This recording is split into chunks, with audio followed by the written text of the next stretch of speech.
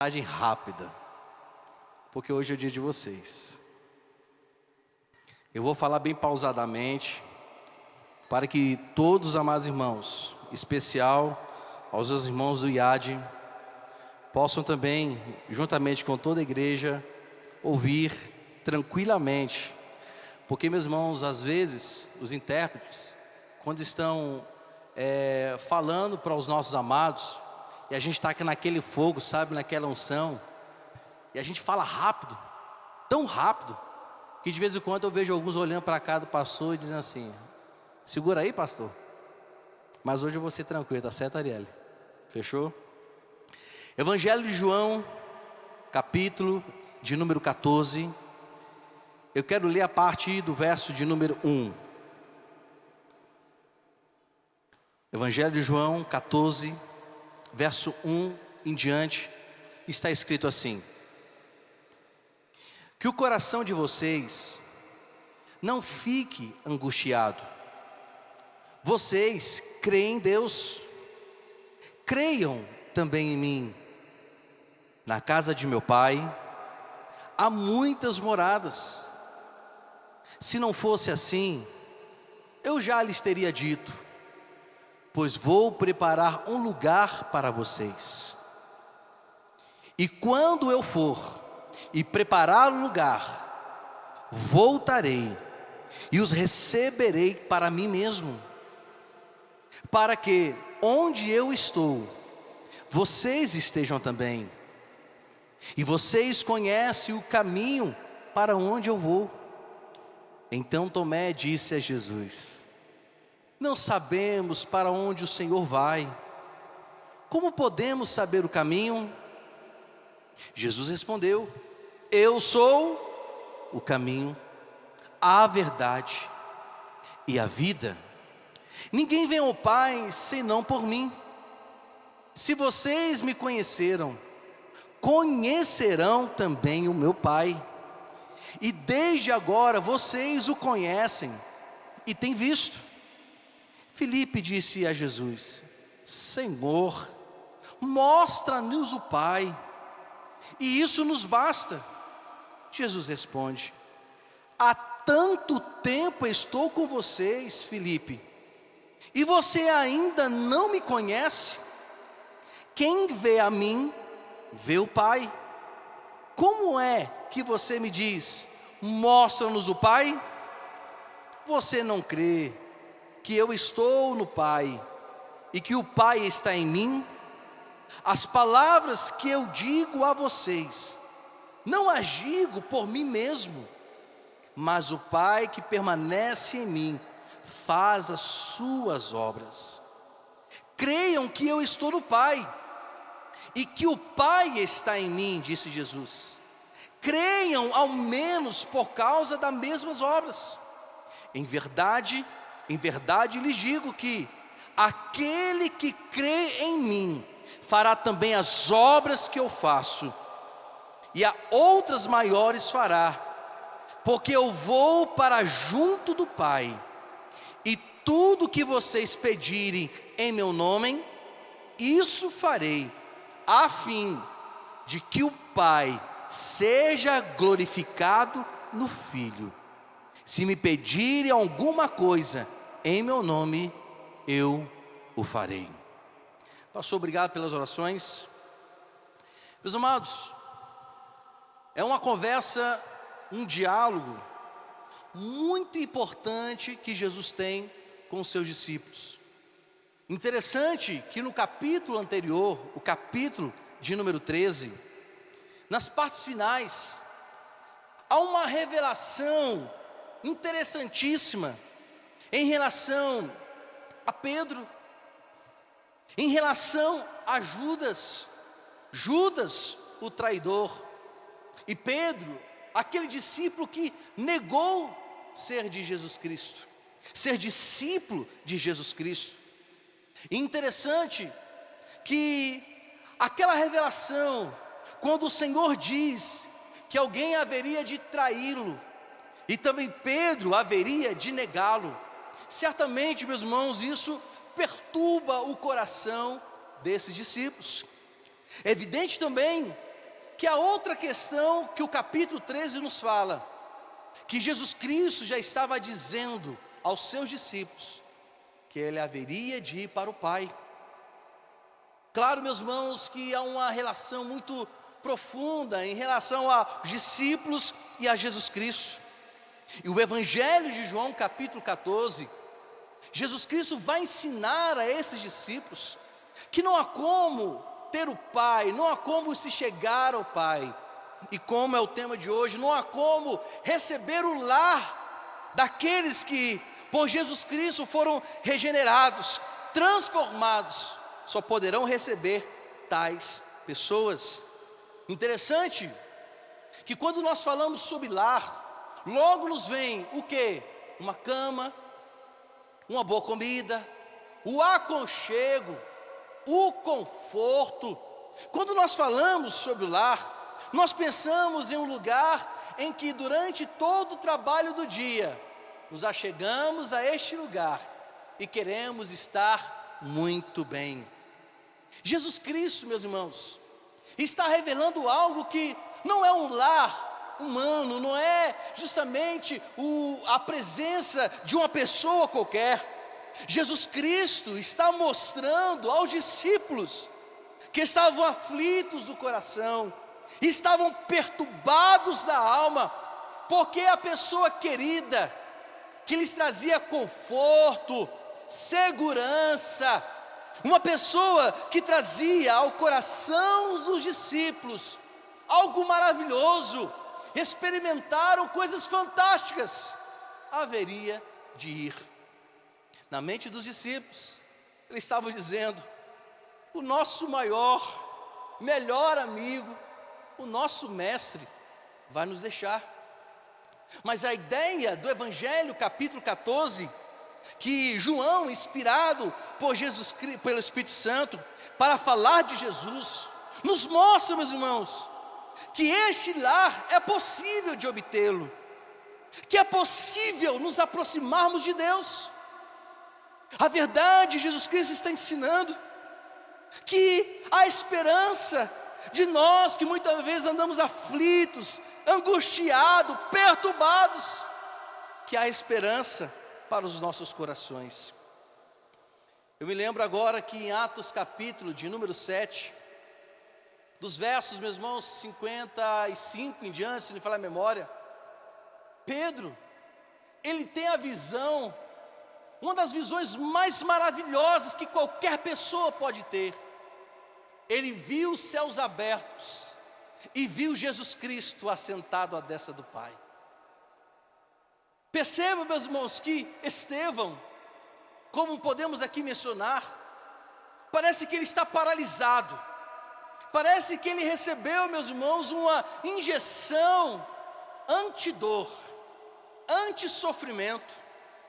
Ele recebeu, meus irmãos, um remédio que homem nenhum ou nenhuma farmácia poderia dar, ou talvez qualquer filme de ficção poderia inventar um efeito especial, ou sei lá que for.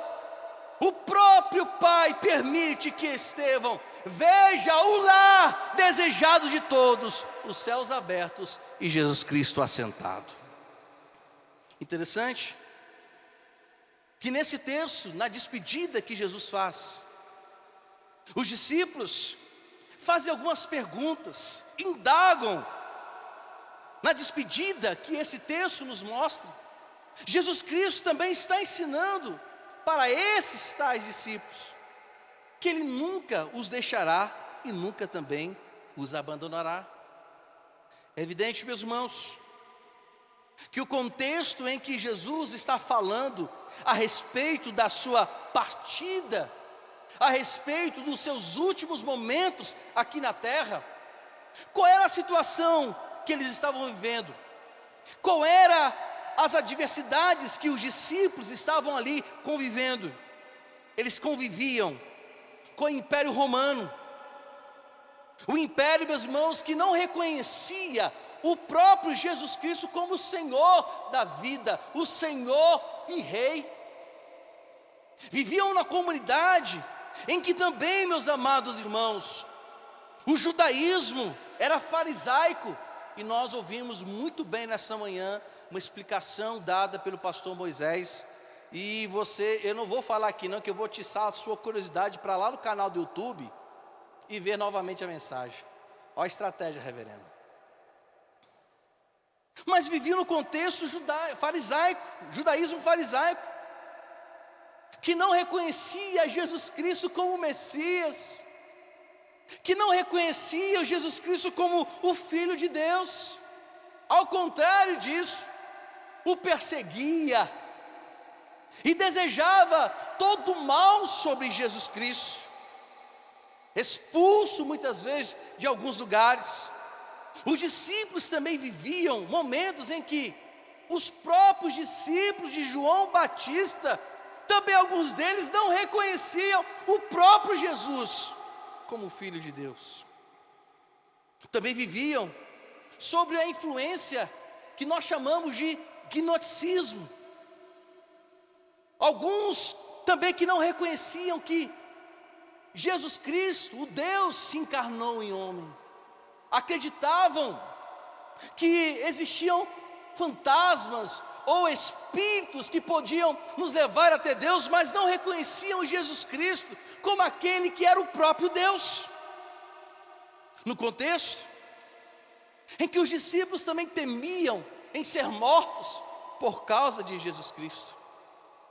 Não é à toa, meus irmãos, que esses discípulos estavam aflitos.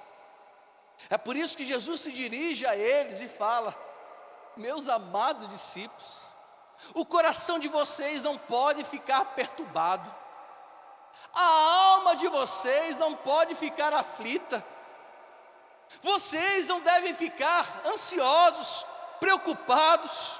Olha, fiquem tranquilos, vocês não creem em Deus, como diz o verso 1, então vocês devem crer em mim. Se vocês creem no Pai, então creem em mim. Por quê? Porque a casa do meu Pai tem moradia para vocês. Percebam, meus irmãos, que Jesus Cristo está colocando calmaria no coração dos seus discípulos, está tirando toda a ansiedade do coração dos seus discípulos, e está mostrando que recebê-lo, Jesus Cristo falando, recebê-lo é receber o Pai, e crer no Pai também é crer nele. Por que que Jesus diz isso? Porque, meus irmãos, não há separação, não há divisão, não há uma comunhão longe de Pai e o Filho. A verdade é que o Pai e o Filho eram um só, como Deus.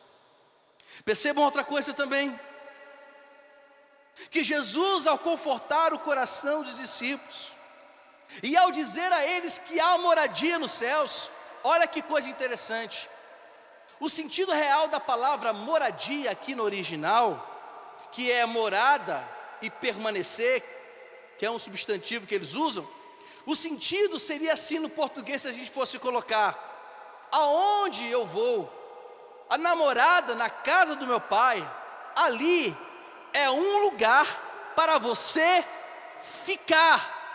A ideia, quando ele diz no verso 2, na casa do meu Pai há muitas moradas, Jesus Cristo está dizendo: na casa do meu Pai há lugar para você ficar. Na casa do meu Pai há um lugar aonde vocês estarão, há um lugar reservado. Os filhos de Deus, meus irmãos, têm onde morar. Apesar que aqui lutamos para ter uma casa própria, e os irmãos bem sabem que pagar aluguel só é bom para quem aluga, porque para quem paga aluguel é um dinheiro que nunca mais vê. Quem paga aluguel, meus irmãos, pode dar tchau ao dinheirinho. Mas perceba uma coisa, que Jesus Cristo está dizendo que essa moradia está preparada e é aonde nós vamos ficar. Quando Jesus diz isso, Ele está afirmando que os seus filhos, os filhos de Deus, que os discípulos de Jesus não estão abandonados, não ficarão sem lar, A verdade é que há um lugar todo especial, já preparado para cada um de nós, aonde todos iremos ficar eternamente. E como é essa moradia? Apocalipse capítulo de número 21. Apocalipse capítulo 21. De nada. Como é essa moradia? Aonde o lugar onde vamos ficar? Apocalipse 21. João, tendo a revelação do Espírito Santo sobre as coisas futuras, esse Deus maravilhoso concede a João a oportunidade de ver o imensurável, humanamente falando. Concede a João a oportunidade de ver uma moradia que nenhuma construção humana é capaz de fazer. João vê uma moradia, meus amados, que nenhum político, por mais que seja uma pessoa visionária, uma pessoa totalmente, aquela que consegue enxergar todas as necessidades, ele não conseguirá ter a política públicas, econômicas, para fazer, ou até mesmo, meus irmãos, levar, para humanamente falando, um lugar maravilhoso. João vê o que não pode ser concedido por nenhum homem, por nenhuma nação humana, por nenhuma tribo. Isso é o ideal que muitos procuram, mas só terá o lugar onde morar aqueles a qual Cristo salvou, libertou, e aqueles que buscam nele a salvação, porque ele é a salvação. E como esse lar, João fala: eu vi novo céu, nova terra. Pois o primeiro céu é o que vivemos, a moradia atual que vivemos. A terra passaram, o mar já não existe. Vi também a cidade santa, a nova Jerusalém que descia do céu. E perceba uma coisa, não é da parte dos homens que ele vê essa nova Jerusalém descendo da parte do próprio Deus que preparou o lugar. Preparada esse lugar, com uma noiva enfeitada para o seu noivo. Verso 3: então ouvi uma voz forte, que vinha do trono e dizia: eis o tabernáculo de Deus, como seres humanos, preste atenção, Deus habitará com eles, eles serão povos de Deus, e Deus mesmo estará com eles, e será o Deus deles. E o que acontece, meus irmãos, nessa moradia preparada? Lá, o Senhor Deus enxuga dos olhos toda lágrima. Lá, não existe mais morte. Lá, não há luto. Lá, não há pranto. Lá, não há dor. Por quê? Essas coisas já se passaram. Percebam, meus irmãos, que essa é a verdadeira moradia para os filhos de Deus. Jesus Cristo então olha para os seus discípulos e começa a ensiná-los de forma, meus irmãos, reta, objetiva, dizendo a eles, verso de número 4, olha só o que Jesus diz. Ele fala que há uma moradia preparada. Ele diz aos seus discípulos que não deveriam ficar perturbados. Ele fala para os seus discípulos que eles não deveriam de forma nenhuma ficar descrentes. Assim como eles criam em Deus, deveriam crer nele. Mas Jesus se volta para ele e diz: olha, vocês conhecem o caminho para onde eu vou. Mas Tomé diz para Jesus: Senhor, Nós ainda não sabemos o caminho para onde vai. Como podemos saber o caminho? Percebam, meus irmãos, que há ainda uma dúvida no coração dos discípulos em relação ao que Jesus estava dizendo. É evidente que Jesus voltaria para o Pai, e isso vemos sendo concretizado em Atos capítulo 1, que quando os discípulos estão reunidos, Jesus volta para o Pai, os discípulos o veem subindo e sumindo entre as nuvens, e eles ficam olhando para as nuvens, maravilhados do que estava acontecendo. O anjo aparece e diz: ei, assim como vocês o viram subindo, também vocês o verão quando voltar. Interessante que essa dúvida no coração de Tomé e talvez de alguns discípulos seja a sua dúvida. Você tenha perguntado: cadê Jesus que não volta? Ele disse que voltaria. A verdade é, meus irmãos, desde o momento em que Jesus vai para o Pai, o coração dos discípulos já havia nele a expectativa da sua própria volta. E essa deve ser também a nossa expectativa, deve ser o nosso desejo. Mas alguns ouvem sobre Jesus Cristo, sabem que Ele é o Salvador, mas ainda continuam perguntando: qual é o caminho que devemos seguir? E essa talvez é a sua dúvida: qual caminho seguir? Para onde nós vamos? Como ter o Pai? Jesus, meus irmãos, começa a explicar ainda mais objetivamente como deve seguir no caminho. Ele para os seus discípulos e diz: vocês não sabem o caminho? Eu quero vos dizer que eu sou o caminho. Ele está dizendo: se vocês procuram a verdade, eu sou a verdade. Se vocês estão procurando a vida, eu sou a vida.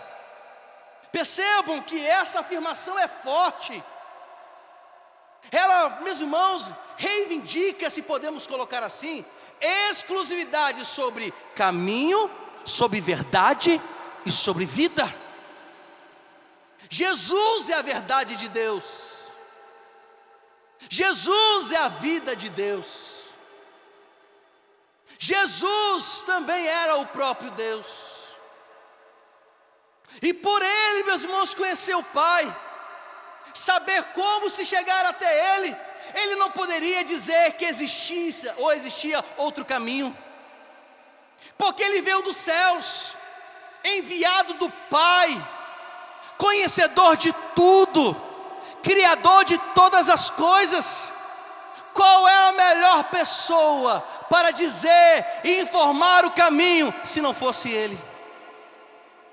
Conseguimos perceber então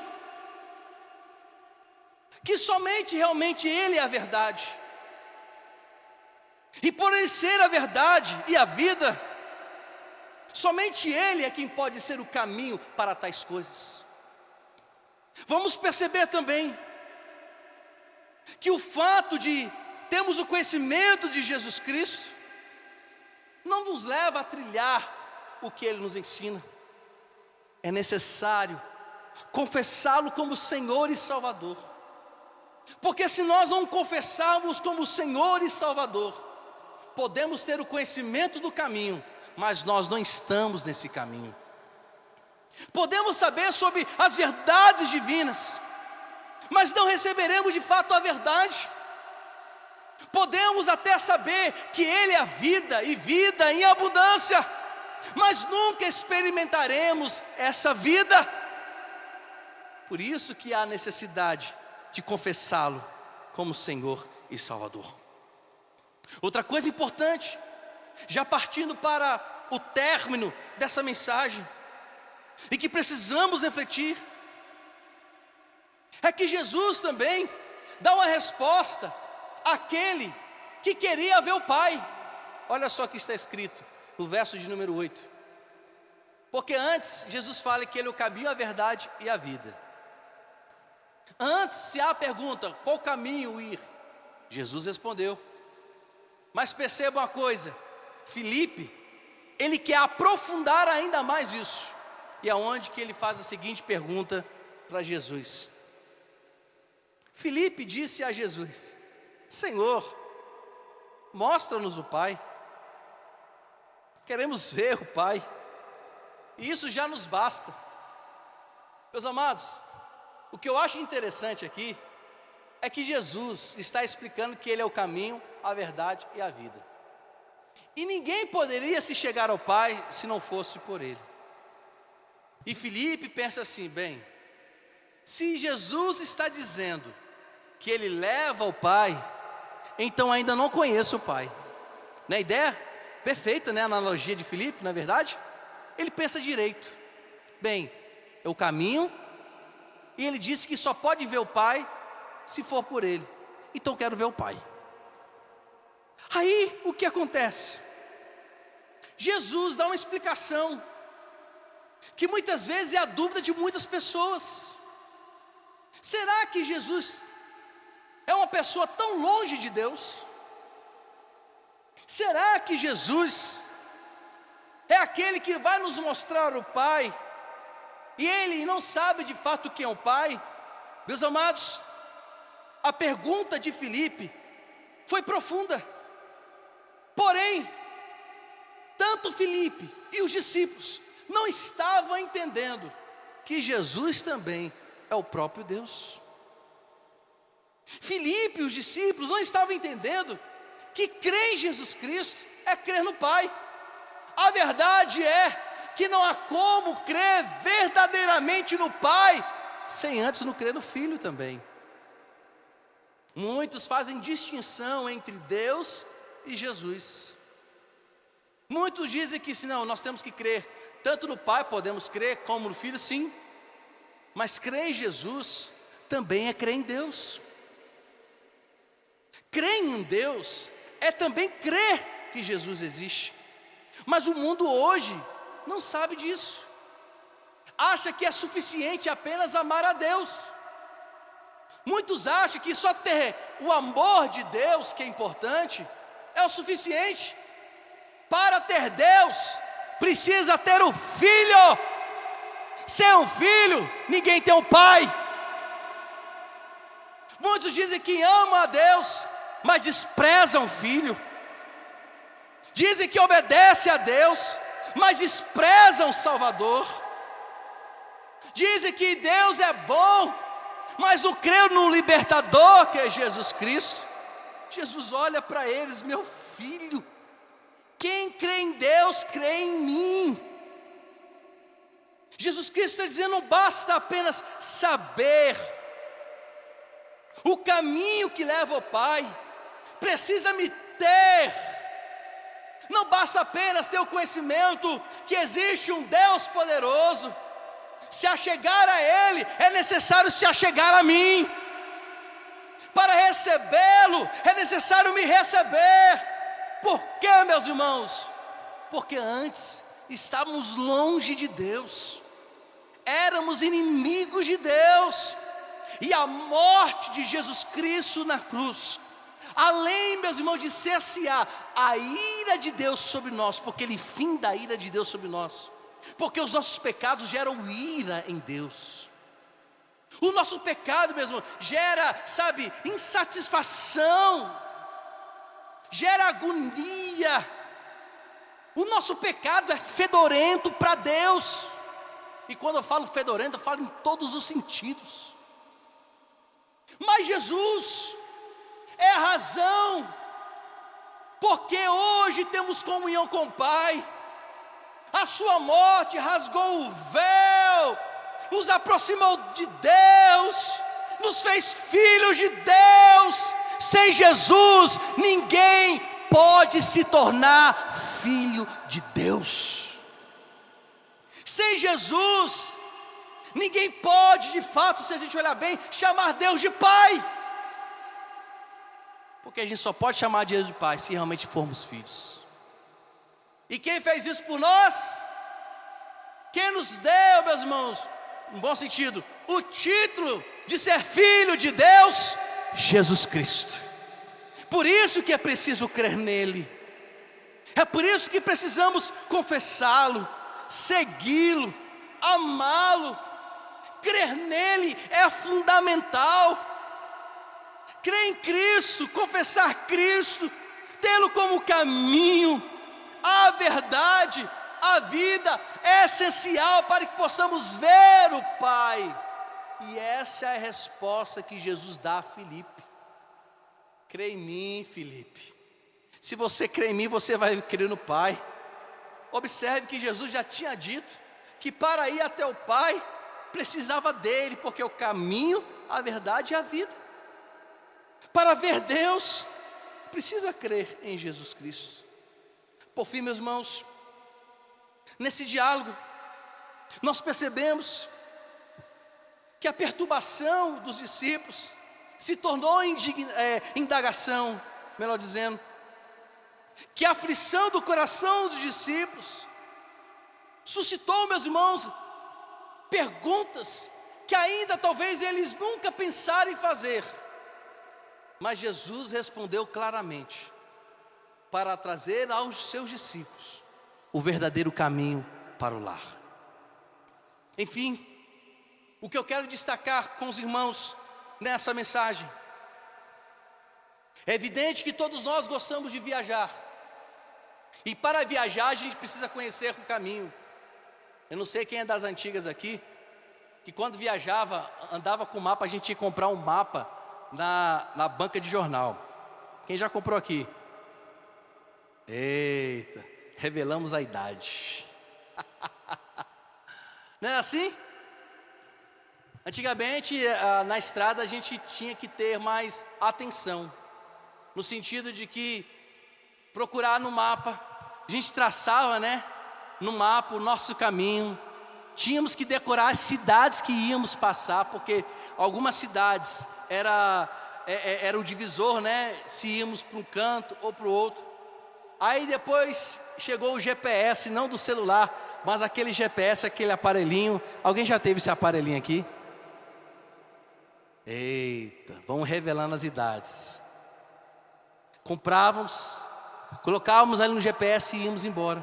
Hoje não, qualquer pessoa tem em suas mãos o caminho, para onde quer ir. E aqui, se a pessoa não quiser o nome, o próprio Google Maps mostra longitude e latitude. Facilitou, não facilitou? Mas acreditem, tem gente que ainda se perde. E de vez em quando, o GPSzinho assim, nos leva para lugares perigosos, porque ele vai traçar rotas perigosas. Quantos já ouvimos, meus irmãos, notícias em que o GPS, pelos atalhos, levou às vezes para comunidades muito perigosas, que eram comunidades que tinham como seu domínio facções, e a pessoa entra no carro nessas ruas, foram metralhadas, roubadas, muitas pessoas mortas porque entraram. O GPS, que deveria nos dar rota segura, nos deu um atalho. E ali, meu irmão, vem todo o perigo. E confiamos. Olha, eu vou dizer uma coisa aqui. Eu não sei se é o seu caso. Por exemplo, a minha esposa. Ela é nascida em Campina Grande. Mas como eu sempre gostei de não ficar olhando para o GPS, tem rota que eu entro e a minha fala: "Pô, onde tu vai, minha filha?" Eu falei assim: "Vou por aqui", porque ela já conhece. Sem GPS, mas tem gente que ainda usa GPS dentro de Campina Grande. E ó, que nasceu aqui. Meus irmãos, o que Jesus está falando? Vocês querem chegar ao lar de vocês? Vocês querem se aproximar do Pai, que é o dono deste lar? Vocês querem saber aonde estou levando vocês? Pois é, eu sou o GPS divino. A diferença que ele está mostrando um caminho que tem adversidade? Sim. Um caminho que tem afrontas? Sim. Um caminho que não é fácil? Sim. Mas é o caminho mais seguro para se obter e chegar ao Pai. É o caminho mais seguro, mais correto, aliás, o único que é correto para nos levar ao nosso lar, que já está preparado por Deus. Jesus Cristo está dizendo que não apenas é o caminho que nos leva a este lar junto ao Pai, mas está dizendo também que Ele é o garantidor de tudo, porque também Ele é o próprio Deus. Meus irmãos, nós temos o caminho, o segurança, o orientador, nós temos tudo em nossa vida, e é por isso que Jesus está afirmando que só Ele e por meio dEle é que podemos ter acesso a este lar. Ele está dizendo aos seus discípulos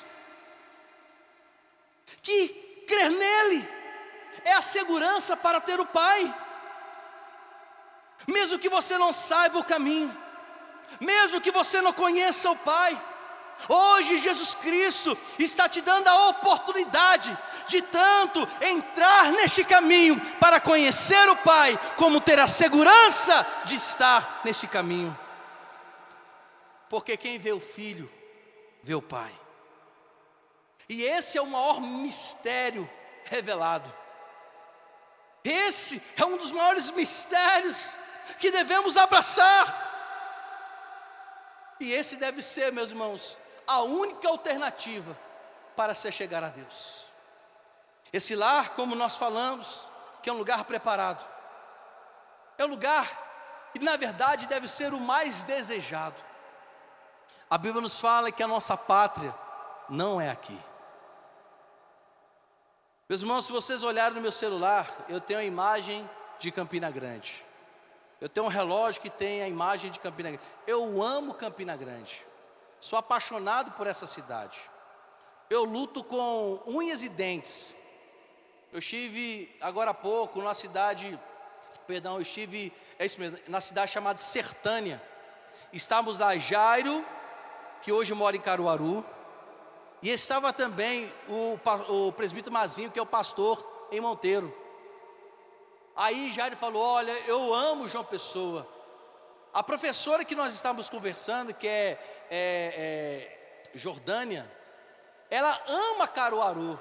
Eu disse para ela: minha filha, pois o meu amor é Campina Grande. Nasci em Volta Redonda, mas eu amo Campina Grande. Eu amo mesmo. Eu amo essa cidade, meus irmãos, ao ponto de que, é claro que não idolatro essa cidade. Eu não jogo papel na rua, porque eu oro por essa cidade. E quando a gente joga papelzinho na rua, nós estamos desprezando o lugar onde moramos. Não é assim que a gente faz? No canal ali perto do Instituto de Cegos, a gente joga sofá, joga cadeira. São pessoas que às vezes não amam a cidade que moram. Não importa se o seu bairro é desprovido de lojas, se você o considera perigoso, mas é o lar. Mas esse lar que Jesus está nos proporcionando deve ser o lar mais desejado que Campina Grande. Eu sei que alguns querem morar na Europa, querem ir para lá, ter vida, sucesso, ganhar dinheiro, mas esse lar que Jesus Cristo disse que a casa do meu Pai tem lugar para ficar, foi preparada, meus irmãos, pela Trindade Santa, foi preparada pelo Pai, pelo Filho e pelo Espírito Santo, foi preparado por uma pessoa que nunca soube o que é pecado, o que é transgressão, foi preparado por uma pessoa que criou todas as coisas, criou os céus, a terra, os anjos, o universo, os animais e todos os seres humanos. Este lugar está reservado para o dia em que Jesus Cristo voltar, nos arrebatar. Quando tudo se findar, preparou-nos novo céu e nova terra. Esse é o lar que devemos desejar. Mas volto a dizer e finalizar: este lar não é obtido com financiamento da minha casa e minha vida. Ninguém pode comprá-lo no consórcio do Banco do Brasil, do Itaú. Eu estou fazendo propaganda das instituições. Eu quero, mexendo. Ninguém, meus filhos. Você pode ter milhões e milhões de reais guardados. Vemos aí uma lista de homens riquíssimos. Um dos homens mais ricos do planeta Terra está lá, no Oriente Médio. Sua família tem trilhões. Trilhões, meus irmãos, em bens, carros. Ele tem um dos maiores iates mais caros do mundo. Tem carros, meus irmãos, que é de ouro. E não é só um não, são vários carros feitos com ouro. Mas eles não podem comprar o lar celestial, porque essa não é uma condição nossa, mérito nosso. Ninguém compra porque tem dinheiro, é dado, e só pode ser usufruído por aqueles que confessaram Jesus Cristo, porque Ele é a chave da moradia, e Ele é a própria porta para a eternidade, para a vida de salvação. E Jesus Cristo está explicando isso aos seus discípulos. Fiquem tranquilos, rapaz, vocês estão com medo que eu vá embora? Fiquem tranquilos. Interessante que no mesmo texto, o amor de Jesus Cristo é tão grande aí. Fiquem tranquilos, eu vou enviar o Espírito Santo para vocês. Ele vai consolar, vai ajudar. Ajudar em quê? A permanecerem firmes até o final. O Espírito Santo, que também é Deus, porque às vezes a gente despreza a pessoa do Espírito Santo, porque nós consideramos ela a terceira pessoa, ele a terceira pessoa, né, da Trindade. Aí nós achamos que Deus é maior que o Espírito, e que o Espírito é menor que Jesus. Os três têm os mesmos atributos, são três em um. O Espírito Santo, que foi nos enviado como Consolador, Ele habita no coração de todos aqueles que confessaram Jesus Cristo por desejarem ir ao Pai. Olha só que coisa interessante. Olha o funcionamento. O Espírito Santo é justamente, meus irmãos, esse selo que nos faz ver e desejar o lar, que trilhamos pelo caminho que é Jesus Cristo, que nos leva até o Pai. E é por isso que nessa noite, sem Ele, não há como fazermos nada. E Jesus Cristo disse ainda o seguinte, verso 12: em verdade vos digo, que aquele que crê em mim, fará também as obras que eu faço, até maiores. É evidente, meus irmãos, que Jesus Cristo, quando assume, melhor dizendo assim, né, o ministério aos 30 anos, levou 3 anos, até o dia da sua morte. Morrer, ressuscitou, mas deixou um legado que nenhum ser humano poderia ter ou dar. É evidente que por vivemos talvez muito tempo, temos feito obras grandiosas, mas essas obras só podem ser feitas porque Ele está conosco, porque sem Ele nada acontece. Só podem ser grandiosas porque Ele está conosco, e só podem ser consideradas grandiosas se Jesus Cristo for justamente o objeto de tudo isso, da glória para o Pai. Por isso, nessa noite, meus amados irmãos, para ter o lar, o verdadeiro lar, há necessidade urgente de se ter Jesus como o Senhor e Salvador da sua vida. Ninguém pode ver o dono do lar se Jesus Cristo não for o seu caminho. Ninguém pode conhecer a verdadeira verdade, porque Ele é a verdade, e a verdade exclusiva. Estou aqui, meus irmãos, questionando, porque cada um tem a sua. Não, Ele é a verdade absoluta. Ele é a maior revelação de Deus na face da terra. Ele é o Senhor do conhecimento. Foi Ele quem deu conhecimento ao homem. Como é que pode ter outra verdade a não ser Jesus? E não existe vida melhor do que Ele. No mundo tereis aflições, mas tem de bom ânimo. Aguenta mais um pouquinho, porque a moradia que Jesus Cristo nos preparou, ela é maravilhosa. E sabe qual é o melhor? Você vai ser o meu vizinho. Nós vamos ser os vizinhos. E sabe quem é o dono do condomínio? O próprio Pai. Nessa moradia, nesse condomínio celestial, pastor Moisés, é tão fantástico que nenhum poste precisará iluminar, porque Jesus Cristo é o próprio que iluminará toda essa cidade. Ninguém vai para o cemitério mais, ninguém vai precisar ir para o médico, ninguém vai precisar chorar, porque é o lugar mais fantástico. Volto a dizer, nem mesmo os maiores produtores de filmes fictícios poderiam mensurar em forma de filme o que vamos ver. Não foi à toa que quando Estevão vê os céus abertos e Jesus assentado, ele fica paralisado, ao ponto que as pedras não machucaram na verdade. Poderia até mesmo trazer um ai-ai, mas irmãos, ele estava fixado na glória que ele viu. Oh, meus irmãos, 1 Tessalonicenses capítulo 4, verso 12 em diante: ao soar a trombeta, o Senhor Jesus Cristo descerá nas nuvens, e os mortos em Cristo ressuscitarão primeiro, e nós que estivermos vivos seremos arrebatados juntos para a glória eterna com o Pai. Verso 18 ele diz: então vocês se consolem com essa palavra. Com que consolo? Um dia todos nós estaremos diante do Pai, estaremos contemplando a face de Deus, no lugar mais espetacular do mundo, aonde que veremos o Pai, veremos Jesus e o Espírito Santo. Agora esse lugar não é monótono não, tá? Porque ainda, apesar que podemos ter a ideia do que João escreveu, e pelo Espírito Santo que ilumina a nossa mente em relação ao texto que nós lemos, é fantástico, é. Mas meus irmãos, é para lá que eu quero ir.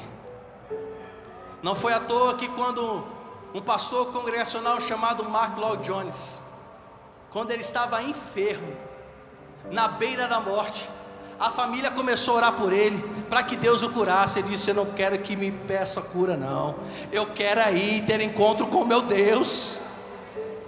É por isso que os discípulos, quando estavam prestes a serem mortos, decapitados, eles não estavam preocupados com a morte, porque o anseio deles é ver a face de Jesus Cristo.